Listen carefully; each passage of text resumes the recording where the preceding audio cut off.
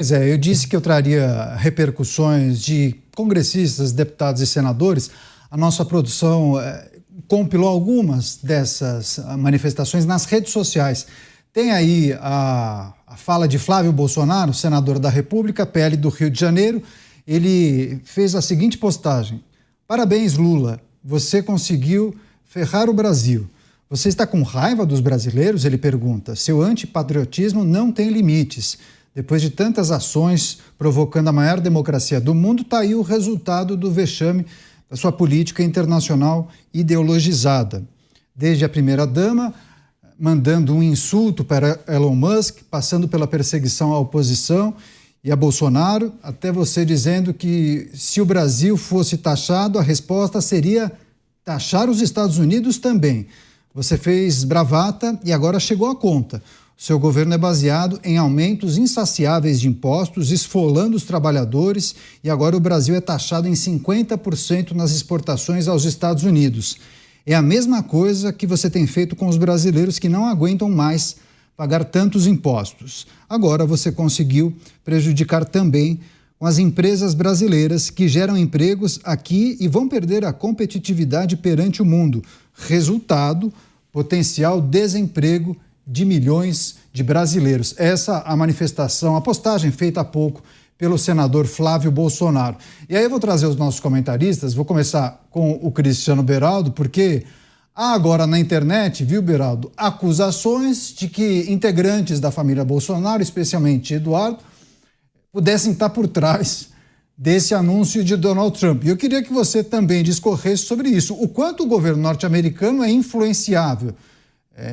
Políticos brasileiros poderiam dar dicas de qual deveria ser o tom do comunicado, taxar o quê e em quanto? Queria que você trouxesse também a sua percepção sobre isso, Beraldo. Não, Caniato, não há esse tipo de influência para combinar com o presidente dos Estados Unidos o que ele vai escrever numa carta ao presidente de um outro país. Obviamente, há uma atuação não só de Eduardo Bolsonaro, mas outras pessoas ligadas à família Bolsonaro, que têm relações com o Partido Republicano, que têm acesso a deputados e senadores do Partido Republicano e que, obviamente, estão municiando esses interlocutores de informação sobre o que acontece no Brasil.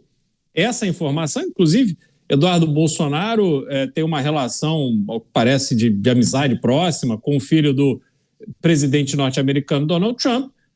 Então, as informações chegam. Agora, me parece que seria absurdo imaginar que Eduardo Bolsonaro e as pessoas que estão com ele nos Estados Unidos fazendo essa interlocução, se eles alimentaram, se eles produziram esse anúncio, aí realmente eles estão atuando contra o Brasil. Porque, como eu disse mais cedo, essas tarifas prejudicam, sobretudo, o estado de São Paulo, que é governado por Tarcísio de Freitas, que só foi eleito graças ao apoio que recebeu de Jair Bolsonaro, e Santa Catarina, que é o estado onde o ex-presidente conta, e sempre contou, com um apoio imenso. Aliás, boa parte daquelas pessoas que estão presas pelo 8 de janeiro estão presas e são de Santa Catarina, estão presas em Brasília, mas são de Santa Catarina. Então, não é razoável ou seria uma insanidade imaginar que Eduardo Bolsonaro está atuando para que o governo norte-americano dê esse tipo de resposta. Agora, eu queria aproveitar também, Caniato, para comentar a fala do Dávila, porque, Dávila, veja, nós temos que olhar isso pela perspectiva dos dois lados, né?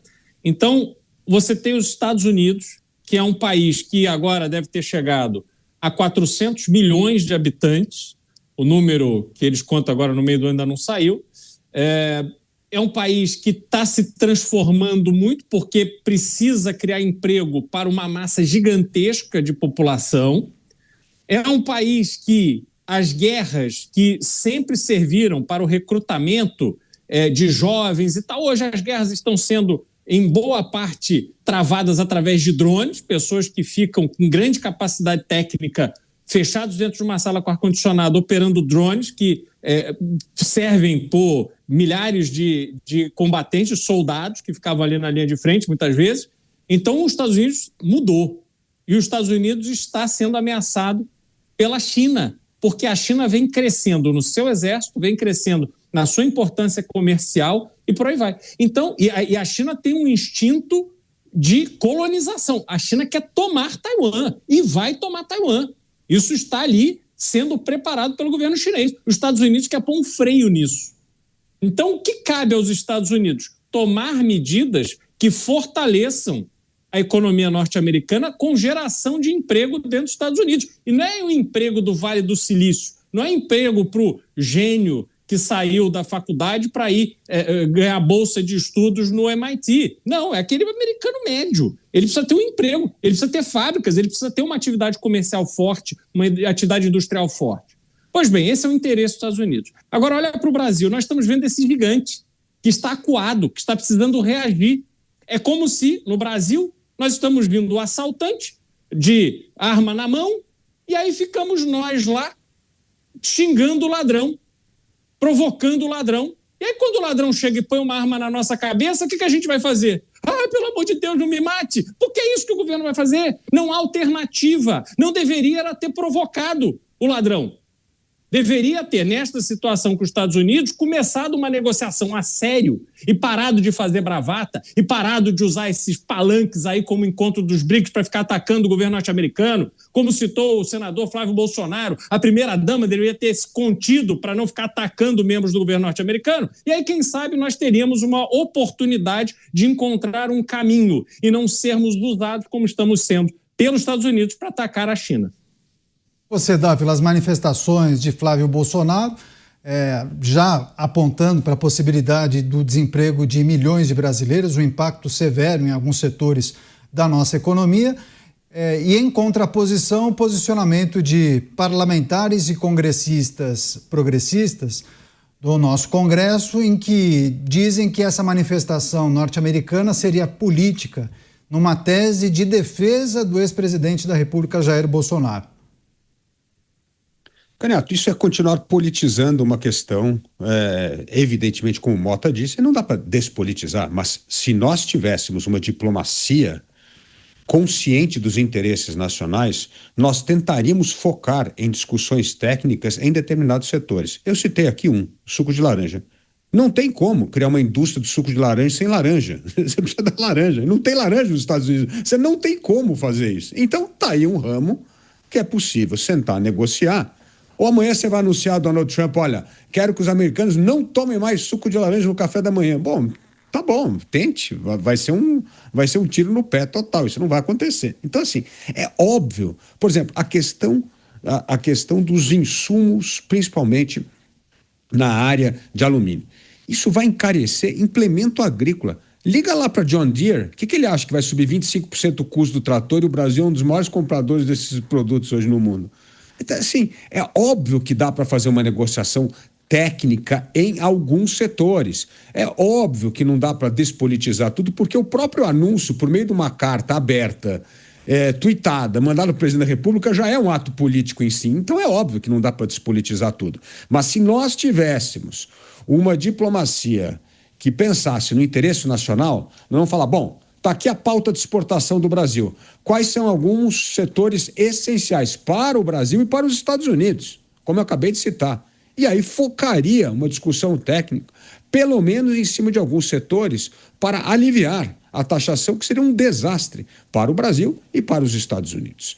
Segundo, no meu comentário anterior, eu havia dito, Beraldo, justamente que os Estados Unidos têm que focar mesmo na indústria bélica. A indústria de defesa é fundamental. E nessa indústria, ter uma proteção, um incentivo para se criar essa indústria, fortalecer essa indústria nos Estados Unidos é fundamental. Aliás, é o que a Europa está fazendo também com sua política industrial para focar na indústria de defesa. Então, eu entendo. Agora, não dá para generalizar. A generalização é uma idiotice total.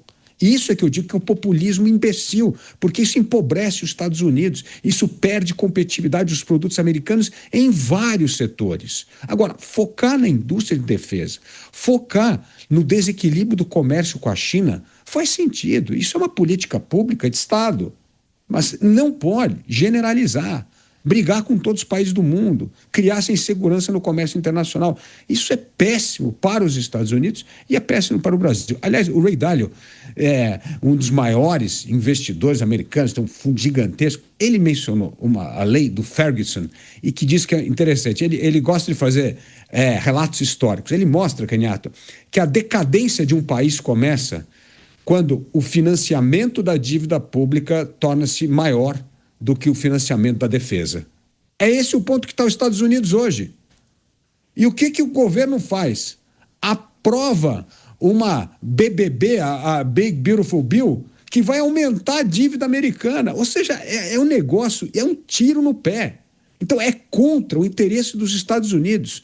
E então nós precisamos restabelecer o diálogo. Não dá para ter diálogo político em bom nível com dois populistas, mas dá para nós termos algumas conversas setoriais em 1 ou 2 pontos que seriam fundamentais para salvar parte desse comércio bilateral Brasil-Estados Unidos. Um deles, o suco de laranja. Programa Os Pingos nos Is, recebendo as pessoas que também nos acompanham pelas emissoras de rádio espalhadas por todo o Brasil. Hoje um programa especial, monotemático praticamente. A gente vai trazer outras informações daqui a pouco, mas estamos repercutindo um anúncio do governo norte-americano, Donald Trump anunciando uma taxa de 50% sobre os produtos brasileiros. Ele enviou uma carta, inclusive, ao presidente da República, presidente Lula, justificando essa nova tarifa. A implementação deve acontecer a partir do dia 1º de agosto. E aí a gente traz, claro, na medida do possível, repercussões de alguns congressistas, figuras importantes.